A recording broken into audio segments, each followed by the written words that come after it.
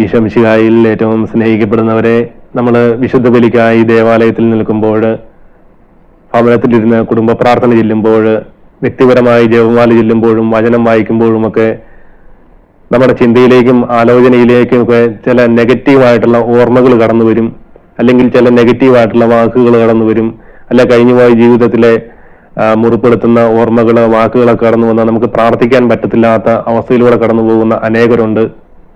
ഇതുപോലെ കടന്നു പോകുന്ന വ്യക്തികളിലേക്ക് കടന്നു വരുന്ന തിന്മയുടെ ശക്തികളെ, അല്ലെ പ്രലോഭനത്തിന്റെ ശക്തികളെ യേശുവിന്റെ നാമത്തിലെ ശാസിച്ച് പ്രാർത്ഥിക്കുന്നു. ഒരിക്കല് ഒരു മധ്യസ്ഥ പ്രാർത്ഥനാ ഗ്രൂപ്പിന്റെ കൂടെ ഇരുന്ന് ദീപികാനന്ദ സന്നിധിയിൽ ഇരുന്ന് പ്രാർത്ഥിക്കുമ്പോൾ, ഇങ്ങനെ ജപമാലയിൽ ഇരുന്നു മധ്യസ്ഥം പ്രാർത്ഥിക്കുന്നു, ആരാധിക്കുന്നു, പാട്ടുപാടുന്നു.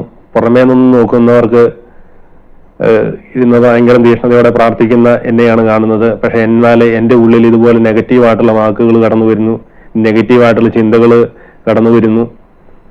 അങ്ങനെ ഇങ്ങനെ കടന്നു വന്നുമ്പോൾ എനിക്കൊത്തിരി സങ്കടം തോന്നി. അപ്പോൾ ഞാൻ ഈശോട് പറഞ്ഞു, ഈശോ എന്നെ എങ്ങനെ ഒന്ന് സഹായിക്കണം, എനിക്കിങ്ങനെ ഈ അസ്വസ്ഥത ഉണ്ടാകുന്നുണ്ട്, പ്രാർത്ഥിക്കാൻ പറ്റുന്നില്ല എന്ന് പറഞ്ഞപ്പോൾ ഈശോ എനിക്കൊരു വചനം തന്നു. വിശുദ്ധ പൗലോസ് ശ്ലീഹ തെസ്സലോനിക്കക്കാർക്ക് എഴുതിയ ലേഖനം 5-ാം അധ്യായം അതിന്റെ 16, 17, 18 വാക്യങ്ങൾ. എപ്പോഴും സന്തോഷത്തോടു കൂടിയിരിക്കുവിൻ, ഇടപെടാതെ പ്രാർത്ഥിക്കുവിൻ, എല്ലാ കാര്യങ്ങളിലും നന്ദി പ്രകാശിപ്പിക്കുവിൻ. ഈ വചനം തന്നിട്ട് ഈശോനോട് പറഞ്ഞു, നിന്റെ ഈ നെഗറ്റീവ് ചിന്തകളെയും ആലോചനകളെല്ലാം എന്നിലേക്ക് സമർപ്പിച്ചിട്ട് ഇതിനെ ഓർത്ത് നന്ദി പറയാൻ പറഞ്ഞു.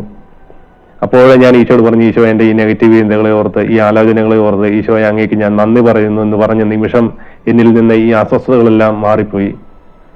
പ്രിയപ്പെട്ടവരെ, പിശാച് നമ്മളിലേക്ക്, അല്ല നമ്മുടെ പ്രാർത്ഥന ബ്ലോക്ക് ചെയ്യുവാൻ വേണ്ടി, അല്ല പ്രാർത്ഥനയിലുള്ള തീഷ്ണത നഷ്ടപ്പെടുത്തുവാൻ വേണ്ടി ഇതുപോലുള്ള നെഗറ്റീവായിട്ടുള്ള ചിന്തകളും ഓർമ്മകളും കൊണ്ടുവന്നിടുമ്പോൾ, നമ്മളിത് ഈശോയ്ക്ക് നന്ദി പറയുമ്പോൾ പിശാചിന് ഒരിക്കലും നമ്മുടെ അടുത്ത് നിൽക്കുവാൻ സാധിക്കത്തില്ല. കാരണം പിശാചിന് അറിയാം, ഇവന്റെ ഉള്ളിലേക്ക് എന്ത് ഇട്ടുകൊടുത്താലും ഇവൻ ഈശോയ്ക്ക് നന്ദിയായിട്ട് പറയുമ്പോൾ ഞാനിവിടെ നിന്നിട്ട് ഇവന്റെ അടുത്ത് നിന്നിട്ട് ഇല്ലല്ലോ എന്നോർത്ത് പിശാച് നമ്മളിൽ നിന്ന് വിട്ടുപോകും. പ്രിയപ്പെട്ടവരെ, ഈ കാലഘട്ടത്തിൽ പരിശുദ്ധ അമ്മയോട് ചേർന്ന് ഈശോയോട് പ്രാർത്ഥിക്കുന്ന, ജപമാല ചൊല്ലി പ്രാർത്ഥിക്കുന്ന ഒത്തിരി അനേകം വ്യക്തികളുണ്ട്. ഇങ്ങനെ പലരും പറഞ്ഞിട്ടുണ്ട്, ഈ ജപമാല ചൊല്ലുമ്പോഴാണ് കൂടുതലായിട്ടും ഇതുപോലെ അസ്വസ്ഥതകൾ ഉണ്ടാകുന്നതെന്ന്. ഒരിക്കല് ഞാൻ ഭരണങ്ങാനത്തെ ആശ്രമത്തിൽ കുമ്പസാരിച്ചിട്ട് അവിടുത്തെ ചാപ്പലിലിരുന്ന് പ്രാർത്ഥിക്കുമ്പോൾ ഈ അൾത്താരയുടെ സൈഡിലായിട്ട് വലിയൊരു മാതാവിന്റെ രൂപമുണ്ട്. ഉണ്ണീശോ എങ്ങനെ പിടിച്ചോ എന്ന് പറഞ്ഞ് നിൽക്കുന്ന രീതിയിൽ നിൽക്കുന്ന ഒരു മാതാവ്, ഉണ്ണീശോയെ നമുക്ക് തരുവാൻ വേണ്ടി ആഗ്രഹിച്ചു നിൽക്കുന്ന ഒരു മാതാവിന്റെ രൂപം.